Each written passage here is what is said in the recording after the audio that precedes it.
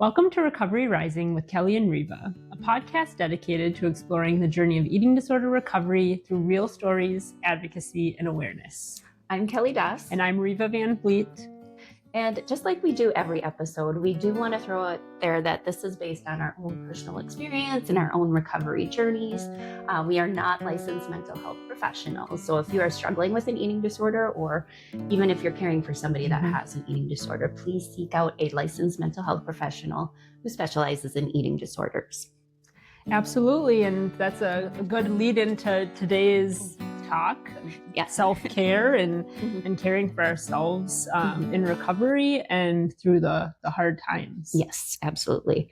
And we do acknowledge that there's a lot going on. Right? Yes. So there's probably extra heightened sense of anxiety, stress, whole tumult of emotions going on right now. So I think working on yourself and recognizing what's happening in your body is really essential right now. So absolutely. We were just talking about this last week when we were, just pitching this idea for this week, how it can be hard to even remember those basic needs that we as human beings have when we're going through grief or hard times or tumultuous experiences. And that's so pertinent right now. Yes. And it makes you, at least for me, it makes me reflect on what skills I've used in the past, what can I pull out now?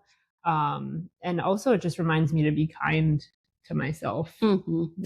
Yeah, it's been definitely a reflective time for me too, with all the emotions going on as well. And yes, I too have reflected on, okay, so what's been the most effective for me throughout my years of whether it's recovery or just stress in life in general. And I made my little list. Yes. I'm sure there's even things I missed. But, there's always the basics, like going for a walk, being outside. But usually I have found this in talking with other people.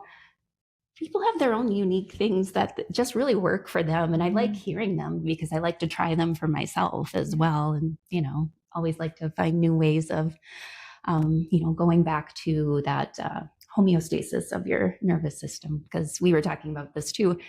Even though you're not maybe in fight or flight mode all the time, your nervous system is still working. Yes. And I've been reading a lot about the nervous system over the past few months, and even the imprints of, past experiences, they can still be there. So, it's always important to be working on regulating the nervous system, even if you can't feel it in your body. You might just be sitting there at work, focusing on your tasks, but your nervous system is still working, and it might be in a heightened sense. Exactly. You're just not feeling it physiologically. So just always working on the self-care modes is always important. So yeah, that's a really good point that, our body keeps track and that nervous system. And so what we're experiencing now in the world or just now in our daily lives, can bring up a lot of those past feelings of traumas we've had in the past, or even experiences with the eating disorder.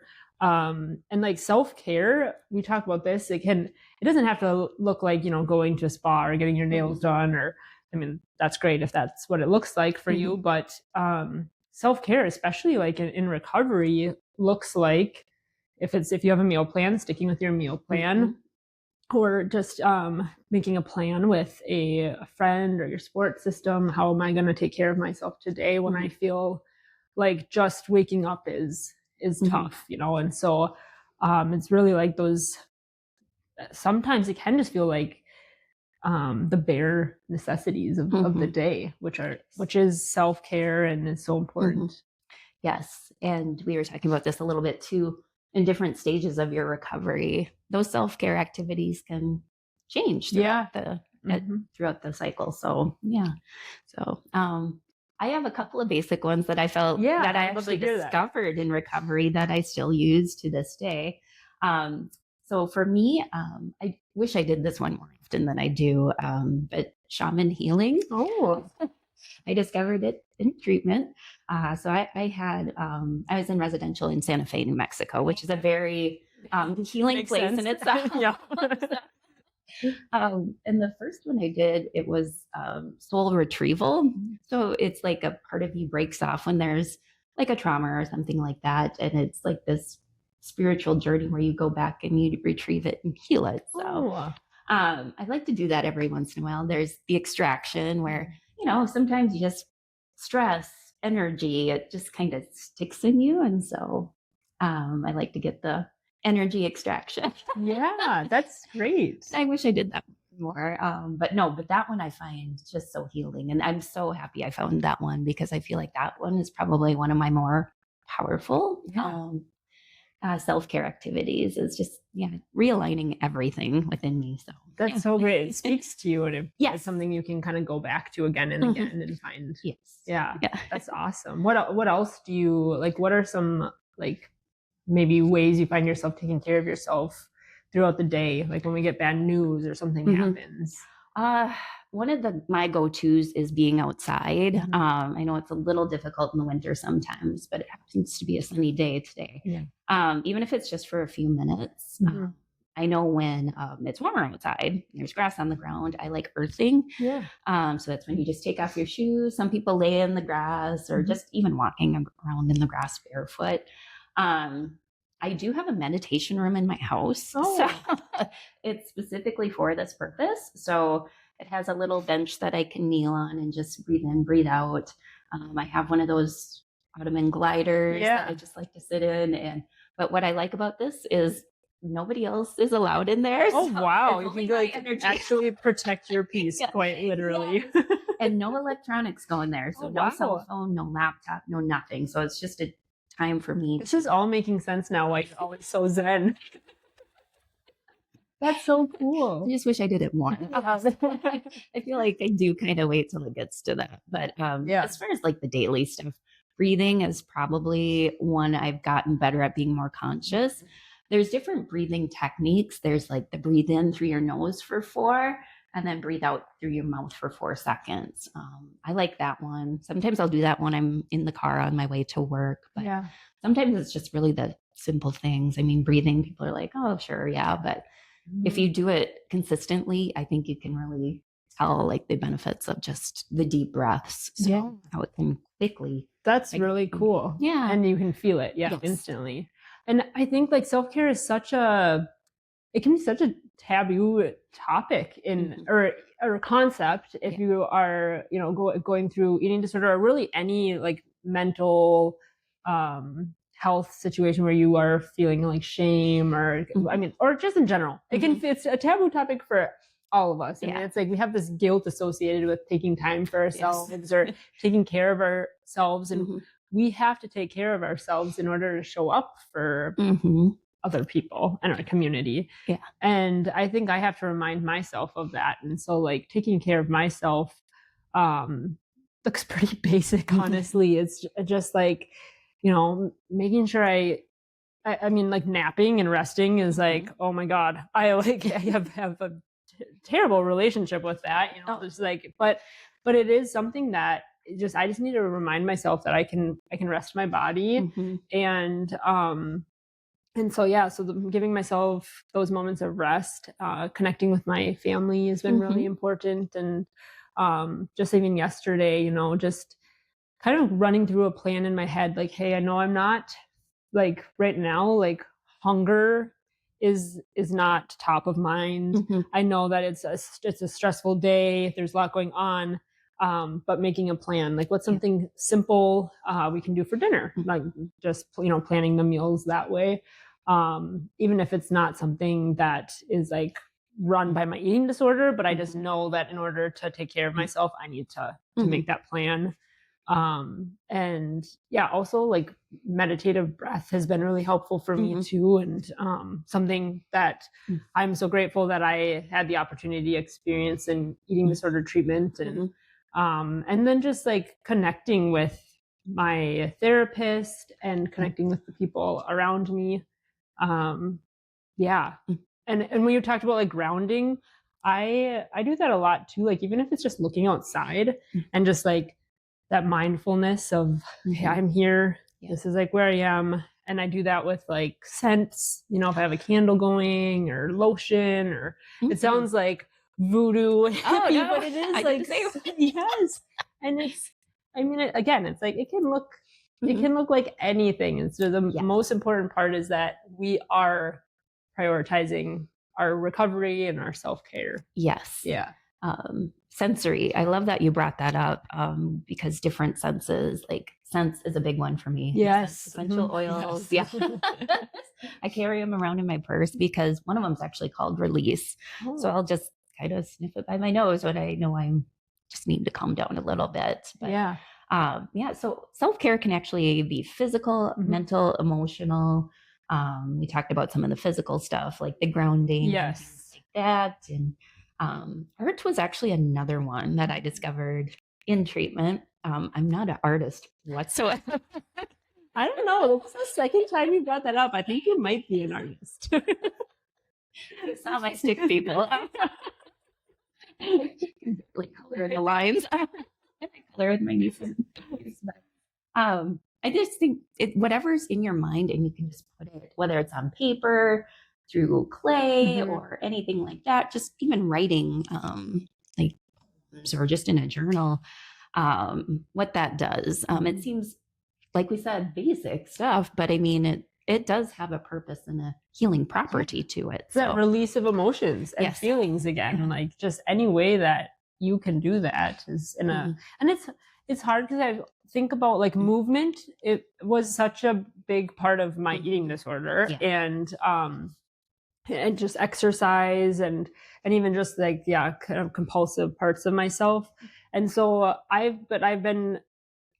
have been able to reclaim movement in a way that like Alexis was talking about last week, like stretching and just like slowing my breath and that kind of grounding aspect of it. And even if it is like, I need to get anxiety out and I need to go out like on a fast walk or something.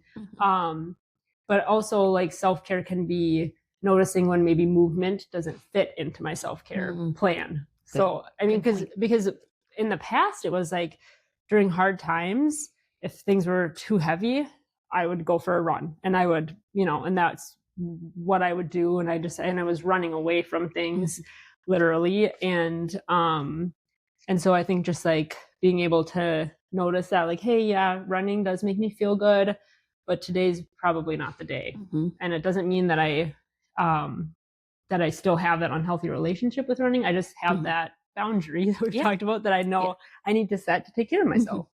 Gosh, that sounds like a big step. Like yes. To know that or have that awareness of what this is about. Yeah. Yeah, absolutely. That's awesome. Yeah. And I too, as you were talking about planning, I remember that just being like a huge, I don't want to call it a safety net, but I think it was just so crucial.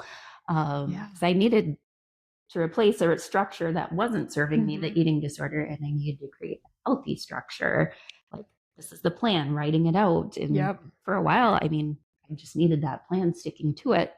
And I've actually found myself to be at my best when I plan. And even today, I finally switched back to a planner where I write. I know. Life is so much more organized. Yes. And it gets you offline too, because that's another thing, like getting offline. I think it's so important to be aware and in the know and connected to other people.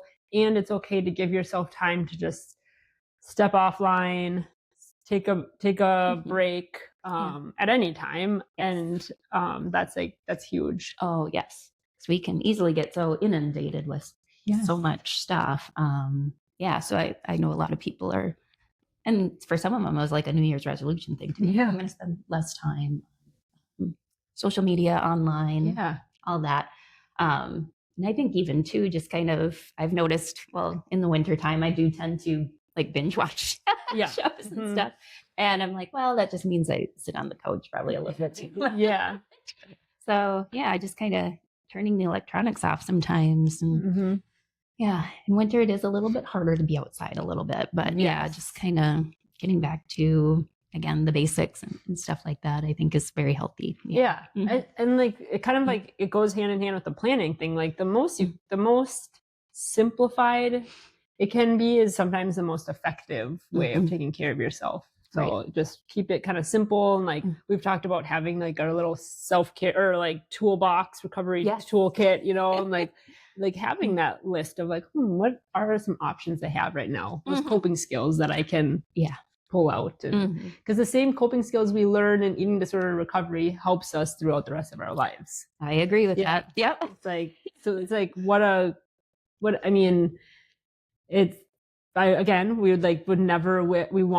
to end this cycle of eating disorders, and we want to spread awareness and advocate for healing. But like, what a great opportunity to build those skills and just like have that resiliency that we learned through our recovery. It's one of the gifts of recovery. Yes, the resiliency and the self-discovery. Like you were saying, there's just opportunities to take a deep dive and really learn some things about yourselves. And I always go back, even though it's been a very long time since I was in residential, I feel like the eating disorder was my biggest teaching moment, or my biggest teacher that still applies to me today. Like things I can apply or keep learning about myself. It all goes back to treatment, really. Exactly. So, yep, absolutely. So it can be that hope for others as they're going through treatment, knowing that not only is there light at the end of the tunnel, but it's just going to be something that helps you grow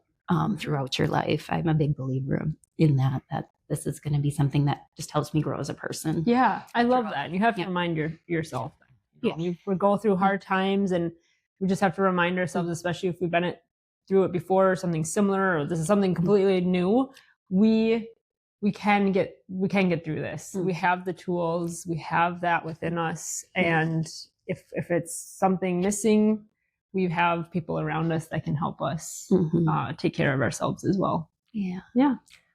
So I think it's really important, again, to just practice self-care constantly, regardless of what your body is going through, whether it's chaos or even if you're just kind of relaxing, always paying attention, knowing that your nervous system is working. Self-care is just something that can't be put to the side. It does have to be part of your regular routine. So. Yeah. And I don't think we hear it enough that like we are worth taking care of, and we can take care of ourselves no matter what's going on around us and within us, and we're just so worth it. Yeah. Awesome. I love that. We are worth it. Yes. Well, so each episode we usually end with a moment of celebration. Do you think maybe today we could talk about how we've utilized like our self-care tools, maybe? I like that. Sure. Yes. Very fitting. Yeah. Let's see. So for me, over the past couple of days, or since we had a last episode, I know for me, the essential oils have really kicked in. Those are all in my meditation room. I have a little bit of a variety, but just sitting in my chair and just being in the moment. So my essential oils. Yes. That's great. Well, you were talking about watching TV shows, and I have been actually watching just a show that gets me completely out. I'm not going to name it because people are probably so sick of hearing me talk about it. So I'm not going to talk about it, but it is just like something that has been just such an escape for me, and like just kind of a bright light. Yeah. That you cozy up with the blankets. Exactly. Get cuddled up and with a little cup of tea. And yes. Love those times. Yeah. So we would love to hear about how you're taking care of yourself right now and always. And you can mention that in the comments, or you can send us a private message as well. With honesty and compassion, Recovery Rising is here to remind you that recovery is not only possible, but worth celebrating. See you next week.